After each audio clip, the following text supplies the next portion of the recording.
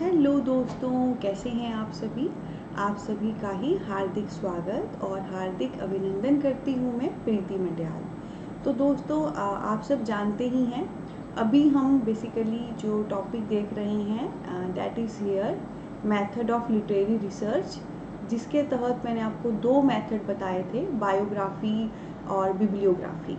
सो biography को मैंने पिछले लेक्चर में बहुत अच्छे से डिटेल मैनर में आपको पढ़ाया, समझाया, एक्सप्लेन किया और बताया कैसे एग्ज़ाम में ज़रूरी है रीड करना चीज़ें, उससे आपको कैसे हेल्प मिलेगी। आपको पता नहीं चलेगा, पर जितना ज़्यादा आप इंग्लिश में चीज़ें रीड कर रहे हो उतनी आपको हेल्प मिलेगी। तो जो भी टॉपिक सब टॉपिक हम क्लास में करें, आप उनको ज़रूर गूगल करिए। नो डाउट क्लास में आपको समझ आ जाता है, कॉन्सेप्ट क्लियर हो जाता है, पर आप उनको ज़रूर गूगल करिए ताकि एक वो रीडिंग आपको हेल्प करेगी जब आप फाइनल एग्ज़ाम में बैठोगे, एग्ज़ाम दोगे उस मोमेंट पे। ठीक है, जब आपके सामने इंग्लिश लैंग्वेज का पेपर आएगा ना, लिटरेचर का, जो है ही इंग्लिश में, किसी दूसरी लैंग्वेज में नहीं होगा, बायलिंगुअल नहीं होता है, क्योंकि इंग्लिश लिटरेचर का है, इंग्लिश भाषा में होता है। तो जितना ज़्यादा आपने रेड किया होगा उतना ज़्यादा आपको हेल्प होगी। तो अब हम आगे बढ़ेंगे दोस्तों, एंड नेक्स्ट हमारा जो टॉपिक इसमें है that is bibliography and textual criticism, जिसको हम डिटेल में लेंगे। एक मिनट रुकिए, मैं ज़रा ये ऑन कर देती हूँ। एक्चुअली लैपटॉप का जो है बैटरी लो पे थी, तो मैं उसको ऑन कर लेती हूँ। ठीक है, तो आइए अब हम पढ़ना और आगे बढ़ना शुरू करते हैं। सो बिब्लियोग्राफी एंड टेक्सचुअल क्रिटिसिज्म क्या है, ये मैं ऐसे आपको ऑलरेडी पढ़ा चुकी हूँ। थोड़ा सा इंट्रो दे देती हूँ इस लेक्चर को शुरू करने से पहले, ताकि एक रिमाइंड आपको हो जाए। तो बिब्लियोग्राफी क्या होता है, जब कभी आप फाइनल किसी बुक को क्रिटिसिज्म करने जाते हो, किसी बुक के बारे में बताने जाते हो, तो उससे पहले जो एक लिस्ट है रिसोर्सेज की जो आप फॉलो करते हो, जिसमें बुक्स हो गई, रिव्यूज़ हो गए, जर्नल्स हो गए, क्रिटिसिज्म हो गए, वो सारी जो लिस्ट जो आपको फाइनल आपकी तैयारी में हेल्प करती है, उसको हम बिब्लियोग्राफी कहते हैं। ठीक है, और मैंने कहा भी था ना कि एक अच्छे रिसर्चर की सबसे खासियत यही है कि वो एकदम जिस पे रिसर्च करनी है उस पर जंप नहीं करता है, बल्कि सबसे पहले खुद को मजबूत करता है। देयर इज़ अ सेइंग, जितना ज़्यादा आप स्वेट करोगे, पसीना बहाओगे प्रैक्टिस में, उतना कम खून आपको जंगे मैदान में बहाना पड़ेगा। यानी कि जितना ज़्यादा आप खुद का बेस मजबूत करोगे, जितना ज़्यादा इस बिब्लियोग्राफी पे you will do work, books इकट्ठी करनी, जर्नल्स इकट्ठे करने, क्रिटिसिज्म इकट्ठे करने, रिव्यू इकट्ठे करने, कि एट दी एंड आप का जो फाइनल वर्क है वो निखर के आ सके, वो हमारा बिब्लियोग्राफी होता है। और इसके साथ दूसरा है टेक्सचुअल क्रिटिसिज्म, जो इसी से संबंधित है। Textual criticism, text criticism. तो बेटा ऑब्वियसली बिब्लियोग्राफी में आपने जो भी बुक्स, जर्नल्स, रिव्यूज़ लिए हैं, उसका जो टेक्स्ट है उसको भी क्रिटिसिज्म करना, उसके बारे में भी बताना, और एट दी एंड आप फाइनल जिस बुक के बारे में क्रिटिसिज्म दे रहे हो, जिसके लिए आपने इतनी ताम झाम की, ये पूरी लिस्ट तैयार की रिसोर्सेज की, उसका क्रिटिसिज्म देना। ठीक है, बिब्लियोग्राफी इज़ रिसोर्सेज इकट्ठा करो ताकि आप फाइनल अपना वर्क अच्छे से कर पाएँ, और टेक्सचुअल क्रिटिसिज्म इज़ टेक्स्ट को क्रिटिसाइज करना। इसमें जो रिसोर्सेज आपने इकट्ठे किए हैं, बिब्लियोग्राफी वो भी आएगा, और साथ में जो फाइनल टेक्स्ट आप रिव्यू करने जा रहे हो वो भी आएगा। ठीक है, तो दैट इज़ अ इंट्रो। याद आ गया होगा जो बच्चे शुरू से लेक्चर देख रहे हैं, और ऑब्वियसली शुरू से ही देखने हैं लेक्चर सीक्वेंस में, आगे पीछे देखोगे तो प्रॉब्लम हो जाएगी। एक एग्जांपल दूँ, मेरी आंखें यहाँ पे है ना, दिख रही हैं, ये आंखें मैं ऊपर कर दूँ, ठीक है, और नाक इसके ऊपर कर दूँ, तो आप क्या बोलोगे? आप बोलोगे मैडम है कि भूत है। ऑब्वियसली भूत हो जाऊंगी मैं, ऊपर नीचे चीज़ें हो जाएंगी, क्योंकि हर चीज़ का एक सीक्वेंस होता है, एक परफेक्ट एक तरीका होता है, राइट। सिमिलरली दोस्तों, जब आप चीज़ों को पढ़ते हो उनका भी एक तरीका होता है। तो अगर आपको वाकई इस कोर्स का, हर यूनिट का अच्छे से फ़ायदा उठाना है, तो हर लेसन को सीक्वेंस में देखिए और आगे बढ़िए, फिर देखिए कैसे मैजिक होगा। ठीक है, चलो, तो एक तो हमने इंट्रो ले ली, अब हम इसमें आगे बढ़ते हैं। तो दोस्तों, इफ़ यू डू रिमेंबर, जब मैंने आपको ये बिब्लियोग्राफी और टेक्सचुअल समझाया भी था, इसमें स्टार लगाकर एडिटिंग लिखा था, है ना। तो मैंने कहा था ये एडिटिंग मैं आपको आगे बताऊंगी जब इसी टॉपिक को मैं डिटेल समझाऊंगी। तो आइए अब हम इसी के तहत इस एडिटिंग को लेना शुरू करते हैं। ठीक है, एडिटिंग क्या होता है दोस्तों? एडिटिंग मीन्स संपादक का आपने काम सुना होगा। जैसे हर न्यूज़पेपर में एक एडिटर होता है, वो उसको हम संपादक कहते हैं हिंदी में। वो क्या करता है, इतने सारे आर्टिकल्स आते हैं, इतनी सारी पोएम्स आएंगी, न्यूज़ आएंगी, पहले उनको कलेक्ट करना, फिर उनको लिखना, फिर लिखने के बाद ना उसको क्रॉस चेक किया जाता है। क्रॉस चेक बोले तो कि भाई उसमें कोई गलती तो नहीं है और कुछ मिस तो नहीं हो गया है। तो वो सारा काम ना एडिटर का होता है, संपादक का होता है। मतलब आपकी न्यूज़ कलेक्ट हो गई है, आपने सारे आर्टिकल्स लिख भी लिए, पर फाइनल न्यूज़पेपर में आने से पहले उनको क्रॉस चेक करना, सब सही लिखा है ना, कुछ गलत तो नहीं लिखा और कुछ मिस तो नहीं है, फिर वो पूरा चेक करके न्यूज़पेपर में देना। ठीक है, तो वो जो काट छांट करना होता है, कुछ काट दिया, कुछ जोड़ दिया, ताकि एट द एंड आपका वर्क निखर के आए, दैट इज एडिटिंग, राइट। और आपने देखा होगा, मैं बार बार कह रही हूँ, बिब्लियोग्राफी जी, आप बुक्स इकट्ठे कर रहे हो, आर्टिकल जर्नल इकट्ठे कर रहे हो, रिव्यू इकट्ठे कर रहे हो, ताकि आपका काम बेहतरीन हो सके, आपको पता लगे कि जो मैं काम क्रिटिसिज्म करने जा रहा हूँ उससे संबंधित क्या क्या बातें हैं, आपका बेस मजबूत हो। तो बेटा ऑब्वियसली मान लो कोई एक वर्क है, उसके लिए मैंने कोई 15 किताबें इकट्ठी कर ली हैं, है ना। तो 15 की 15 तो मुझे याद नहीं रहने वाली हैं, है ना। पढ़नी सारी हैं, समझनी सारी हैं, सबसे बेस तैयार करना है, पर उस 15 में भी ना सारा का सारा मेरे काम का नहीं है। ठीक है, तो उन 15 किताबों में जब मैं प्रॉपर पहले सारा मटेरियल इकट्ठा करूँगी, फिर कंटाई छंटाई करूँगी, उनको पढ़ूँगी, मेन बातें निकालूंगी, कहीं इकट्ठा करूँगी, वो सारा जो प्रोसेस है जो आपको जंगे मैदान में फाइनल फाइट के लिए तैयार कर रहा है, दैट इज एडिटिंग। ठीक है, आप रिसर्च करने जा रहे हो, पर रिसर्च से ठीक पहले वो जो आप इतनी सारी चीज़ें कर रहे हो, खुद को प्रिपेयर कर रहे हो, वो सारा ताम झाम देख रहे हो, दैट इज एडिटिंग। क्योंकि माना एक बुक को करने के लिए जो बेस है, फाउंडेशन है, बिब्लियोग्राफी है, वो 15 बुक से आएगी, पर भाई 15 की 15 किसी को याद नहीं रहती, कोई पगलाइट थोड़ी ना है ना। कुछ कुछ हम निकालेंगे और कुछ कुछ हम यूज़ करेंगे और आगे बढ़ेंगे। तो ये मैंने आपको शॉर्ट में बताया।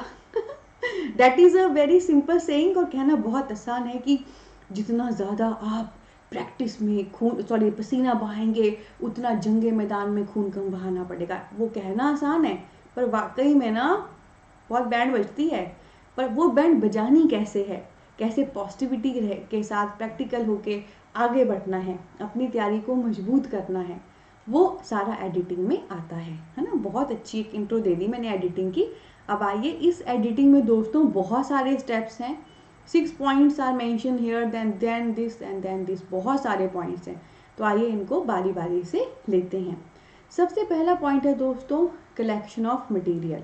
तो ये तो है ही सबसे पहला, जो किताबें या रिव्यू या समथिंग आप अपनी प्रेपरेशन के लिए यूज़ करने वाले हैं, तो सबसे पहले आप उनको कलेक्ट कर लोगे। ठीक है, और यहाँ पे बहुत अच्छी सेइंग लिखी है, पढ़ो उसको। क्या लिखा है? The editor can not rely only on one text, he must study all the manuscripts and the printed edition. कि भाई जो एडिटर है, जो संपादक है, वो सिर्फ एक टेक्स्ट पे नहीं फोकस कर सकता कि एक किताब उठा के ले आया, बस जी मेरा काम हो गया, बल्कि उसको बहुत सारी मैन्यूस्क्रिप्ट्स और बहुत सारे प्रिंटेड एडिशन पे काम करना पड़ता है। प्रिंटेड एडिशन हो गया जो छप के मौजूद हैं, छपी हुई किताबें, प्रिंट आउट, और मैन्यूस्क्रिप्ट्स हो गया हाथ का लिखा हुआ। ठीक है, तो भाई सबसे पहला स्टेप है आप मटेरियल कलेक्ट करोगे, है ना। और एक चीज से आपका बेड़ा पार नहीं होगा, you need lots of good authentic and standard resources, जिसमें मैन्यूस्क्रिप्ट्स भी हो सकती हैं जो हाथ की लिखी हुई हैं, एंड प्रिंटेड मटेरियल भी हो सकता है। ठीक है, उसके बाद नेक्स्ट पॉइंट है, look for edition supervised by author. तो उसके बाद नेक्स्ट, फाइनली जिस ऑथर की आप किताब पढ़ने जा रहे हो, है ना, उसके जो बाकी एडिशंस भी हैं, जो बाकी भी उसकी किताबें लिखी हैं, आप उससे भी गो थ्रू होंगे, उससे भी आप सुपरवाइज करोगे। फॉर एग्जाम्पल, मुझे चेतन भगत के किसी नॉवल पे अपनी स्टेटमेंट देनी है, उसके बारे में मुझे रिसर्च करनी है, तो उस बुक पे आने से पहले चेतन भगत के जो बाकी और नॉवल भी हैं मैं उनसे भी गो थ्रू करूँगी, मैं उनको भी सुपरवाइज करूँगी, ताकि एक हल्का सा एक आइडिया मुझे लगे कि क्या किस प्रकार से है। देन थर्ड नंबर पे है post Thomas Edison. Post Thomas Edison होते हैं कुछ एडिशंस या कुछ बुक्स ऐसी होती हैं जो ऑथर या राइटर के डेथ होने के बाद पब्लिश होती हैं, ठीक है। तो मान लो आज मैं किसी ऐसे राइटर का वर्क पढ़ रही हूँ जो 19th सेंचुरी में था, ठीक है। ऑब्वियसली आज तो वो मर चुका है, आज वो मौजूद नहीं है, तो मेरे को उसके दोनों प्रकार के वर्क भी देखने हैं। वो वर्क भी देखने हैं जो खुद ऑथर की प्रेजेंस में पब्लिश हुए हों, या वो वर्क भी देखने हैं जो उसी के थे पर उसकी डेथ के बाद पब्लिश हुए हों, ठीक है। तो मेरे लिए दोनों ही इम्पॉर्टेंट हैं, क्योंकि दोनों ही उसी राइटर के वर्क हैं और दोनों के ही वर्क टाइप ऑफ वर्क से गो थ्रू होके फाइनल मेरे पास जो वर्क है जिसके बारे में मुझे बताना है मैं अच्छे से बता पाऊंगी, ठीक है। जैसे यहाँ पर मैं एग्जांपल लेना चाहूँगी शेक्सपियर का। शेक्सपियर को कौन नहीं जानता है दोस्तों, जो इंग्लिश लिटरेचर का स्टूडेंट नहीं भी होगा वो भी शेक्सपियर को जानता है ना। तो आपको पता है जब शेक्सपियर थे ना तो उनको कोई नहीं बोलता था महान, उनकी डेथ के बाद वो महान हो गए थे, ठीक है। जैसे साईं बाबा हैं, उनकी जिंदा रहते कोई नहीं बोलता था वो भगवान है, पर जब उनकी डेथ होगी उसके बाद वो एज अ गॉड फेमस हो गए। तो शेक्सपियर का सारे जो प्ले हैं वो कंपाइल हो गए फर्स्ट फोलियो में आए थे, जो उनके पैदा मतलब उनकी लाइफ के दौरान नहीं आए हैं, उनकी डेथ के बाद आए हैं और काफ़ी पॉपुलर हुए थे, है ना। तो फर्स्ट फोलियो वर्क शेक्सपियर का है, उसकी डेथ के बाद पब्लिश हुआ, उसमें उसके सारे ड्रामा एक जगह आ गए।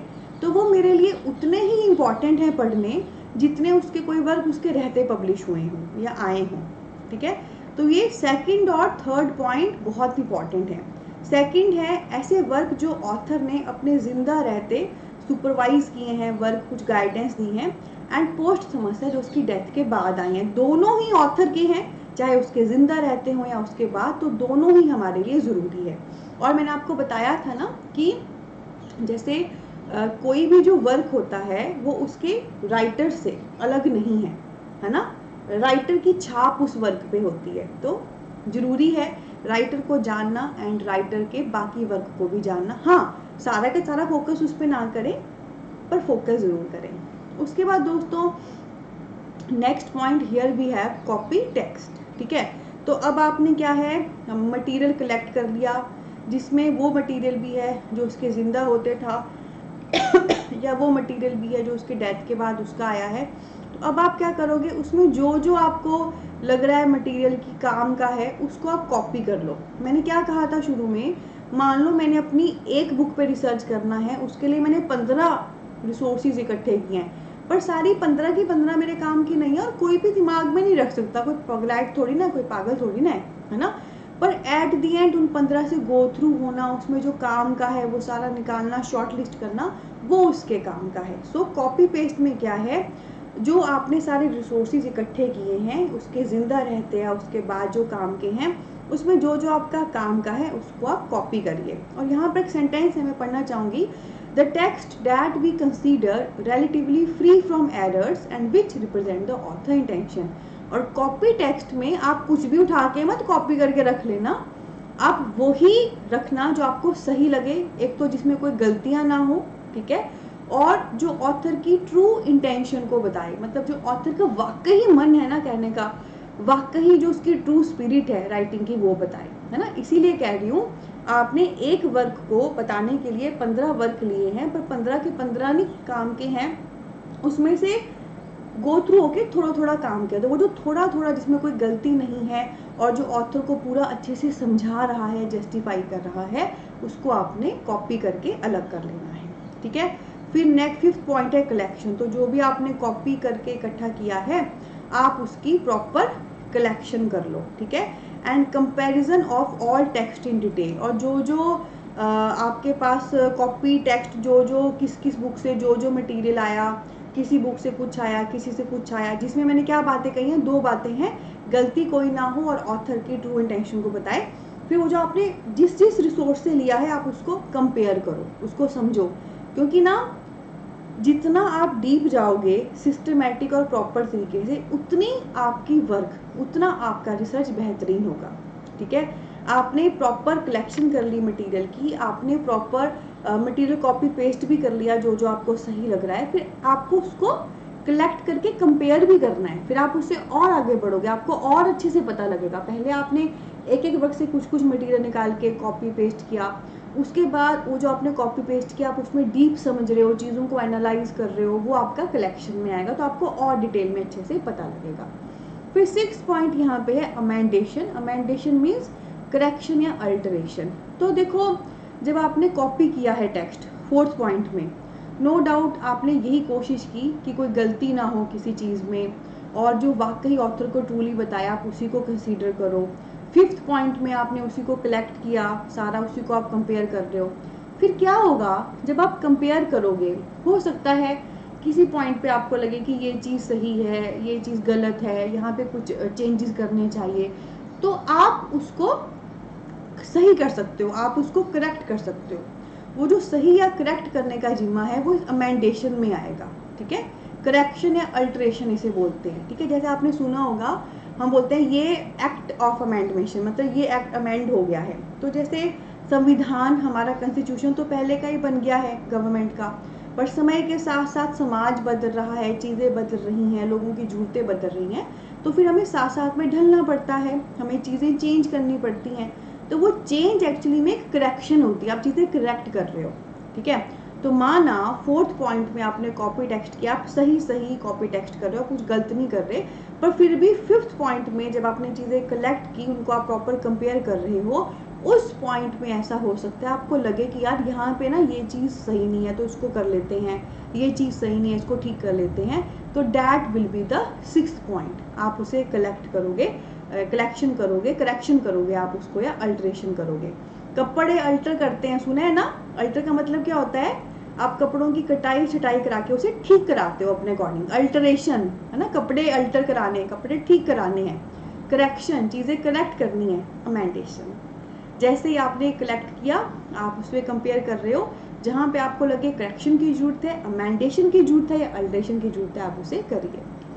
उसके बाद दोस्तों अगला पॉइंट हमारे सामने जो 7th यहाँ पे है, that is authenticity and attribution, ठीक है। अब आपने भाई सारा मटेरियल कलेक्ट कर लिया, कॉपी पेस्ट कर लिया, आपने आपस में कंपेयर भी कर लिया, जहाँ जहाँ पे गलतियाँ थी वो चेक भी कर ली, अब आप उससे एक और लेवल ऊपर जा रहे हो। आप यहाँ पर प्रॉपर जो आपके पास मटेरियल आया है उसकी ऑथेंटिसिटी चेक करें। ऑथेंटिसिटी होता है जैसे ऑथेंटिक फूड, अगर मैं राजस्थान का बोलूँ दाल बाटी चूरमा, है ना। ऑथेंटिक फूड मैं चाइना का बोलूँ मोमो चाउमीन, ऑथेंटिक फूड मैं इटली का बोलूँ पिज़्ज़ा, मतलब जो जहाँ का ओरिजिनल है, ठीक है। तो जब आपने वो अमेंड भी कर लिया, सारा करेक्ट भी कर लिया, डाटा आपके पास है, तो फाइनली उस डाटा में आप ऑथेंटिसिटी चेक करोगे, एट्रीब्यूशन चेक करोगे, यानी कि जो भी मटेरियल आपके पास है वो कितना सही है कितना गलत है वो आप चेक करोगे। और यहाँ पे एक सेंटेंस है, the research that tries to solve the problem of authorship has 3 main objective. और फाइनली जब आप ये ऑथेंटिसिटी चेक कर रहे होते हो, ये सारी चीज़ें चेक कर रहे होते हो, तो बेसिकली एक रिसर्चर के पास ये 3 ऑब्जेक्टिव होते हैं, ठीक है। रिसर्चर के पास 3 काम होते हैं, कौन कौन से होते हैं मैं अभी बताती हूँ, पर उससे पहले गूगल करना है आपने एक प्रश्न। ऑथेंटिसिटी तो मैंने बता दिया, कहीं का ओरिजिनल ऑथेंटिक, आपको बताना है एट्रीब्यूशन क्या होता है इसी से संबंधित है। एट्रीब्यूशन वर्ड को गूगल करिए, क्योंकि जितना आप शब्दों को गूगल करेंगे समझेंगे, मैंने क्या कहा है एंड में पेपर में आपको हेल्प होगी। क्योंकि कई बार हमें प्रश्न का उत्तर आता है पर हम फिर भी गलत कर जाते हैं, क्योंकि हमें उस प्रश्न में बेसिकली उस वर्ड का मीनिंग पता नहीं होता है। तो आइए देखते हैं, जब एक रिसर्चर ने ऑथेंटिसिटी चेक करनी है, एट्रीब्यूशन चेक करना है, तो क्या क्या चीज़ें उसके मेन ऑब्जेक्टिव होते हैं। सबसे पहला पॉइंट है to identify the author of anonymous work attributed to wrong writer, ठीक है। तो कई बार क्या होता है बेटा, हमें ना कुछ ऐसे वर्क मिलते हैं, एनोनिमस वर्क मिलते हैं जिनके एग्जैक्ट राइटर का हमें पता नहीं है। एनोनिमस वर्क होते हैं एनोनिमस वर्क, ऐसे वर्क जिनकी राइटर का हमें ओरिजिनल पता नहीं है। मैं कोई वर्क लिखूंगी, मैं लिख दूंगी रिटन बाय प्रीति मंडयाल, हो सकता है कोई वर्क ऐसा है जिनके राइटर का हमको नहीं पता है। और ऐसा कई बार होता है कि हमें किसी राइटर के वर्क का पता नहीं होता है, पर हम कई बार क्या करते हैं, किसी राइटर की हमें ओरिजिनल राइटर का नहीं पता वर्क का, तो हम किसी भी रॉन्ग राइटर के साथ जोड़ देते हैं, तो वो गलत है। तो ये चीज़ ना हो, ठीक है। आप प्रॉपर ऑथेंटिक रहें, आपको प्रॉपर ओरिजिनलिटी पता हो, जहाँ पे जो वर्क जिस राइटर का है उसके साथ ही जोड़ें, ठीक है। किसी भी वर्क के साथ किसी गलत राइटर को ना जोड़ें।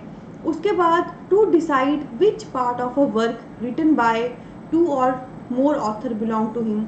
अब कई बार क्या होता है, कुछ वर्क ना राइटर कंबाइन लिखते हैं, जैसे बियोमेंट एंड फ्लेचर हमारे ब्रिटिश हिस्ट्री क्लासिक्स के राइटर हैं, उनके बहुत सारे ड्रामा इकट्ठे आए हैं। जैसे आपने हमारे भारत के संगीतकार सुने होंगे, लक्ष्मीकांत, प्यारेलाल, साजिद वाजिद, वो इकट्ठे म्यूजिक कंपोज करते थे। आपको एग्जैक्ट पता नहीं है कि किस सॉन्ग में कौन सा पैरा किसने लिखा है या किस सॉन्ग में कौन सी ट्यून किसने बनाई है। तो similar thing happen in case of literature also. कई बार हमारे सामने जो वर्क आते हैं, उन वर्क में आपके 2 या 2 से ज़्यादा राइटर होते हैं, पर एग्जैक्ट पता नहीं होता कि वर्क का कौन सा वाला हिस्सा किस वाले राइटर से संबंधित है, ठीक है। हमें एग्जैक्ट पता नहीं होता कि वर्क का कौन सा वाला हिस्सा किससे संबंधित है। तो उस केस में भी अगर आप वाकई रिसर्चर हो ना, तो आप जांच निकालोगे। माना बियोमेंट और फ्लेचर ने मिलकर ये ड्रामा लिखे हैं, पर इस वाले ड्रामा में कौन सा पैरा, कौन सा चैप्टर बियोमेंट का है, कौन फ्लेचर का है। मतलब आपको अगेन ऑथेंटिसिटी पे फोकस करना है, जो जिसका ओरिजिनल है उसके साथ जोड़ना है। उसके बाद है to remove from received list of writers work whatever pieces are not his thereby to refine his canon. और कई बार क्या होता है बेटा, जब हम किसी राइटर के वर्क की लिस्ट देते हैं, आपने देखा होगा, तो उस लिस्ट में कुछ हम गलत वर्क भी दे दिए होते हैं, जो उसके होते नहीं हम वहाँ पे जोड़ देते हैं, ठीक है। तो एक रिसर्चर के तौर पे आपकी खूबी होनी चाहिए कि जो जो पीसीज उसके नहीं है, जो जो वर्क उसके नहीं है, आप उसको वहाँ से रिमूव कर दो, उसको निकाल दो, ताकि एट द एंड आप उसका कैनॉन रिफाइन कर सको। कैनॉन होता है basically a list of work of a writer. एक राइटर के जो वर्क की लिस्ट है, आप उसे रिफाइन कर सको, यानी कि सही कर सको, ठीक है। तो अगेन अगर ये थर्ड पॉइंट है, कोई आपके सामने राइटर के वर्क की लिस्ट आ गई है, 10 वर्क हैं, उसमें से 8 उसके हैं, 2 किसी और के जोड़ दिए हैं, तो एज अ रिसर्चर आपकी ट्रूली ये जिम्मेवारी बनती है कि जो वर्क उसके नहीं है आप उससे निकाल दो, ठीक है। तो ये 7th पॉइंट है ऑथेंटिसिटी एंड एट्रीब्यूशन। आपको वाकई जो ऑथेंटिक है, जो ट्रूली जिसका है, वो बताना है। पहला पॉइंट था, अगर किसी वर्क का राइटर आपको नहीं पता, आप कोई गलत राइटर वहां जोड़ रहे हो, ऐसा ना करिए, सही के साथ सही जोड़िए। नहीं पता है तो बोल दीजिए नहीं पता है, पर किसी का भी वर्क बनाकर उसे ना बताइए। सेकंड, कई बार एक ही वर्क 2 या 2 से ज़्यादा राइटर ने लिखा होता है, तो आपकी जिम्मेवारी है कि उस एक वर्क में ही कौन सा हिस्सा किस राइटर का है आपको पता होना चाहिए। थर्ड, अगर किसी वर्क के राइटर की लिस्ट आई है जो प्रॉपर नहीं है, जिसमें 2-3 चीज़ें गलत हैं, तो आपको पता होना चाहिए कौन सी गलत है, आप उसको रिमूव कर दें ताकि उसका कैनॉन सही हो सके। और कैनॉन मैंने क्या बताया, किसी भी राइटर की जो वर्क की लिस्ट होती है, that is Canon. Okay, I hope आपको ये क्लियर है। उसके बाद दोस्तों 8वें नंबर पे हमारे सामने पॉइंट है chronology and determination of data. नाम से पता लग रहा है क्रोनोलॉजी। क्रोनोलॉजी क्या होता है, proper year wise, proper sequence wise चीज़ों को बताना। And determination of data, data को डिटरमाइन करना, डाटा को बताना। तो यहाँ पे क्या लिखा है, we should have knowledge of data and time relationship and about different literary movement prevailing in respective ages. तो ये बहुत खूबसूरती से कह रहे हैं कि एक तो आपके पास पूरा डाटा होना चाहिए राइटर्स का, वर्क का, कि किस एज में कौन सा वर्क आया, कौन सा राइटर आया, और साथ में बहुत ही खास बात, जो डिफरेंट लिटरेरी मूवमेंट है डिफरेंट एजेस की, है ना। मतलब आपको पता है हर एज में कोई ना कोई मूवमेंट रही है, खासकर 19th सेंचुरी में तो हमने कितनी सारी लिटरेरी मूवमेंट पढ़ी हैं, क्रिटिसिज्म में वो हम सब देखा है हमने। तो वो आपको पता होना चाहिए, क्योंकि दोस्तों मैं हमेशा एक बात कहती हूँ, जैसा होगा तन वैसा होगा मन, वैसी होगी लेखनी। यानी कि जो आप आसपास फील करोगे ना, वो आपके मन पे प्रभाव डालेगा, एंड फाइनली उसी प्रभाव की वजह से जो आप फाइनल वर्क लिखने जा रहे हो वो मैटर करेगा, ठीक है। तो किस समय पे कौन सा वर्क आया और उस समय में कौन सी लिटरेरी मूवमेंट चल रही है, ये पता होना चाहिए। क्योंकि कोई लिटरेरी मूवमेंट कहती है कि इस प्रकार से लिखो, कोई लिटरेरी मूवमेंट कहती है इस प्रकार से लिखो, तो उस मूवमेंट के प्रभाव में जो राइटर होता है वो फिर वो चीज़ें करता भी है। ठीक है, जैसे मैं अगर रोमांटिक एज की बात करूं तो फ्रीडम ऑफ थॉट की बड़ी बात थी कि फ्रीडम ऑफ थॉट के साथ लिखना है, जो हम फील करें वो हम लिख पाएं, हमको कोई बंधन ना हो, सारे बंधन तोड़ दो, खज्जल होके लिखना छोड़ दो। ठीक है, जबकि उससे पहले ना हमेशा बड़ी रूल्स रेगुलेशन थी, ड्रामा लिखना है ऐसे लिखो, ये लिखना है ऐसे लिखो। ठीक है, बड़ी ज़्यादा रूल्स रेगुलेशन थी। पर इन्होंने क्या किया, इन्होंने हमें कहीं ना कहीं एक तरह से हेल्प की कि अगर ये वाली मूवमेंट आई है तो उसका प्रभाव ऐसे पड़ेगा। तो अगर आपको बेटा मूवमेंट का पता होगा ना कहीं एट द एंड आप वर्क के साथ जस्टिफाई कर पाओगे, क्योंकि जिस एज में जिस राइटर ने जो वर्क लिखा है उस समय पे कौन सी लिटरेरी मूवमेंट चल रही है, उस मूवमेंट की वजह से क्या प्रभाव पड़ा राइटर के दिमाग पे, एंड फाइनली उसने कैसा वर्क लिखा। ठीक है, सो क्रोनोलॉजी और डिटर्मिनेशन ऑफ डाटा। क्रोनोलॉजी यानी कि प्रॉपर सीक्वेंस में एज वाइज चीज़ें अरेंज करना और डाटा को डिटरमाइन करना, डाटा का पता लगाना। कैसे आपको डाटा का एग्जैक्ट पता लगेगा, कैसे आपको राइटर के वर्क का एग्जैक्ट पता लगेगा, जब आपको पता होगा कि कौन सा राइटर किस एज का है और उस एज में बेसिकली किस प्रकार का सिनेरियो था। ठीक है, किस प्रकार की लिटरेरी मूवमेंट थी, उस मूवमेंट में क्या क्या फीचर थे और उस फीचर ने कैसे कैसे प्रभाव डाला दिमाग पर और उसका वर्क निकल के आया। तो this is the 8th point here. ठीक है, उसके बाद दोस्तों next and last but not the least point here we have 9th number पे, डेट इज सोर्स स्टडी। ठीक है, सोर्स स्टडी, इसको मैं दोस्तों अब आपको आने वाले लेक्चर में पढ़ाऊंगी। तो अभी हमने बहुत खूबसूरती से बिब्लियोग्राफी एंड टेक्सचुअल क्रिटिसिज्म के पॉइंट्स देखे। तो आपने ये सारे पॉइंट प्रॉपर सीक्वेंस में करने हैं। ठीक है, ये हर पॉइंट 1 2 3 करके है ना, तो पहला है मटेरियल कलेक्ट करना, दूसरा है ये सीक्वेंस में है, आप इसी सीक्वेंस में चलते हो जब कभी आप क्रिटिसिज्म करते हो।